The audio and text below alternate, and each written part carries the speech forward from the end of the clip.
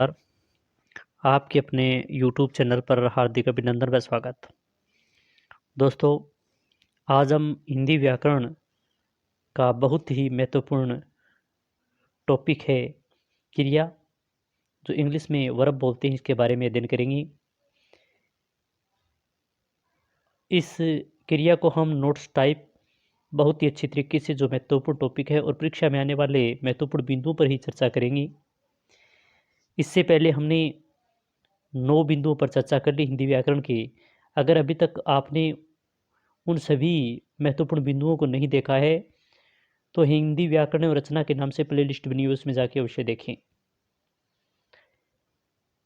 आज का ये महत्वपूर्ण टॉपिक क्रिया, जो हर भर्ती परीक्षा, जैसे जो भी पात्रता परीक्षा जिस राज्य की होती है, सीटेट होती है, आदि जो भी प्रतियोगिता परीक्षाएं होती है, और कक्षा 3 से लेकर देखें तो 12 तक जो विद्यार्थी पढ़ते हैं, उन सभी के लिए क्रिया लगभग महत्वपूर्ण टॉपिक है। क्रिया टॉपिक हर भर्ती परीक्षा के लिए महत्वपूर्ण है, तो इसका अध्ययन बहुत ही सरल तरीके से, अच्छी तरीके से अध्ययन करेंगे और अंत तक बने रहें, क्योंकि आप देखोगे अंत तक उन महत्वपूर्ण बिंदुओं पर भी चर्चा करेंगे जो भर्ती परीक्षा में आए हुए हैं। तो आज शुरू करते हैं क्रिया कि जब हम खुश होते हैं तो हंसते हैं, चिल्लाते हैं, उछलते हैं, कूदते हैं, गाते हैं, नाचते हैं और न जाने क्या क्या करते हैं। अपनी खुशी को प्रकट करने के लिए हमने जो कुछ किया वह सब क्रिया है। हंसना, चिल्लाना, उछलना, कूदना, गाते, नाचना, जो हम ये कार्य किया तो ये कार्य करना ही क्रिया है। वास्तव वाक्य के जिस शब्द रूप से हमें किसी कार्य के करने या होने का पता चले उसे क्रिया कहते हैं। बहुत अच्छी परिभाषा इसमें दी गई है कि वाक्य के जिस शब्द रूप से हमें ये पता चल जाए कि हम किसी कार्य को करने या होने का पता चले तो उसे क्रिया कहते हैं। धातु पढ़ना, लिखना, सोना, रोना, हंसना, गाना आदि सामान्य क्रियाएं हैं। ये सामान्य क्रिया होती है। पढ़ना होता है, लिखना होता है, सोना, रोना, हंसना, गाना आदि। इन सब में ना प्रत्यय लगा है। ना प्रत्यय हटाने से बचे शब्द पढ़, लिख, सो, रो, हंस, गा, ये सब क्रियाओं के मूल रूप हैं। यानी जो मूल रूप यानी लिखना, पढ़ना था, तो पढ़ प्लस ना प्रत्यय है, और पढ़ जो बता ये मूल रूप है, क्रिया का मूल शब्द रूप है। इन्हें धातु भी कहते हैं। जो ये शब्द बचा था, जो क्रिया का मूल रूप था, इन्हें धातु कहते हैं। धातुओं में यदि ना प्रत्यय जोड़ दिया जाए तो ये क्रिया का सामान्य रूप बन जाता है। यानी लिखना, पढ़ना ये क्रियाएं हैं, मगर पढ़ ना धातु है, ना प्रत्यय है। लिखना में लिख धातु है, ना प्रत्यय है। सोना में सो धातु है, ना प्रत्यय। तो इस प्रकार ये सभी जो धातु हैं और उनमें जो भी प्रत्यय जुड़ जाता है तो वह शब्द जो बनता है वह क्रिया का सामान्य रूप बन जाता है। क्रिया के भेद। क्रम के आधार पर क्रिया के प्रमुख 2 भेद होते हैं। वैसे तो क्रिया अलग अलग प्रकार से अलग अलग कितने भेद होते हैं वो तो हम डिटेल से आगे के क्लास में अध्ययन करेंगे, मगर इस क्लास में क्रम के आधार पर क्रिया के प्रमुख 2 भेद होते हैं। एक सामान्य वाक्य में कर्ता, क्रिया व क्रम शामिल होते हैं। यानी एक जो सामान्य वाक्य होता है उसमें कर्ता भी होता है, क्रिया भी होती है और क्रम भी होती हैं।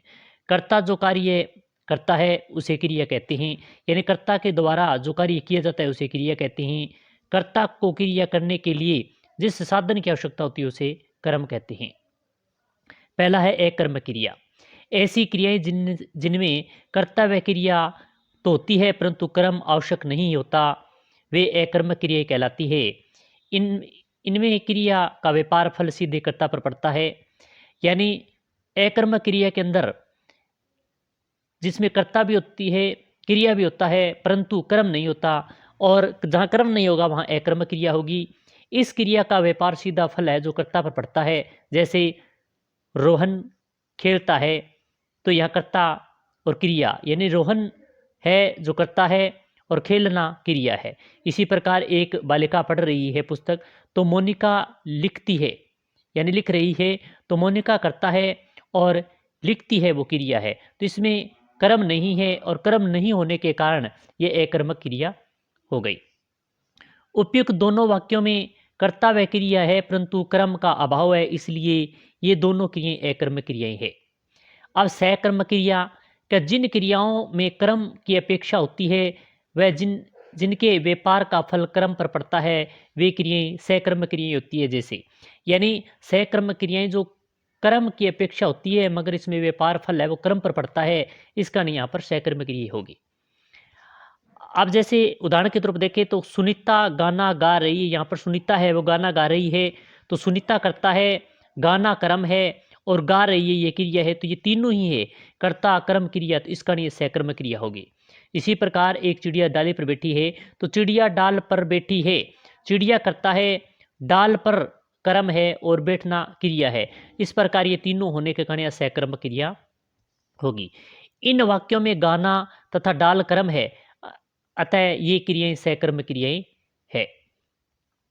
कर्म की पहचान किस प्रकार करेंगे कि वाक्य में प्रयुक्त क्रिया के साथ क्या अथवा किसको लगाकर प्रश्न करने पर उत्तर में जो शब्द प्राप्त होगा वह कर्म होगा।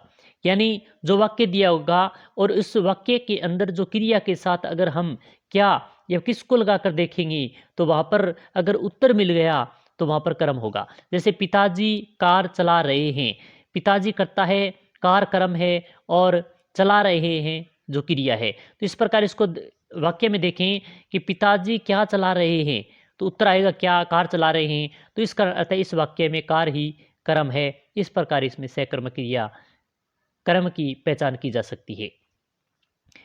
अब है सहकर्म क्रिया के प्रकार।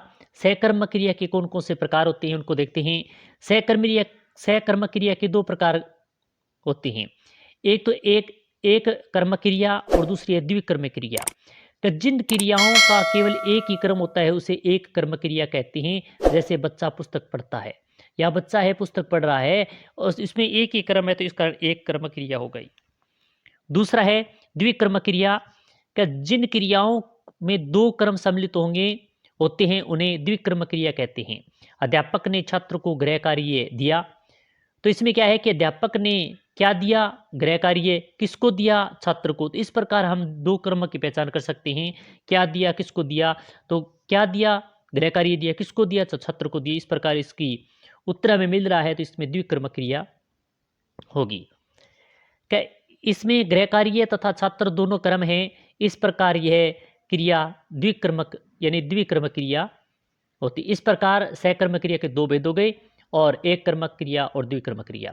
आओ महत्वपूर्ण बिंदुओं पर दोहराएं और चर्चा करें जो परीक्षा दृष्टि से बहुत महत्वपूर्ण है। क्या किसी कार्य को करना या होना क्रिया कहलाता है, यानी किसी कार्य का करना या होना पाया जाता है वहां क्रिया कहलाता है। क्रिया का मूल रूप धातु कहलाता है।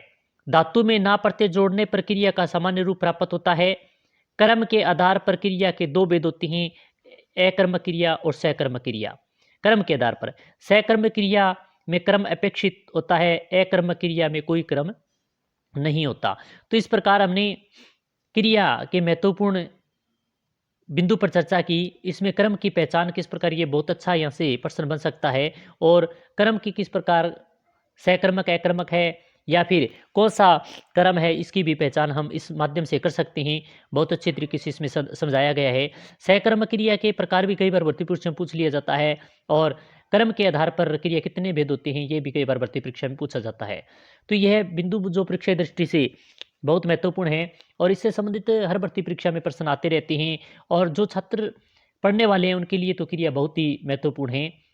तो आप इनका अच्छे तरीके से अध्ययन करें। क्लास अच्छी लगी तो लाइक करें, शेयर करें और चैनल के साथ ही में बेल आइकन दबा के रखें, क्योंकि इसी प्रकार की अन्य क्लास के साथ फिर मिलेंगे। जय हिंद, जय भारत।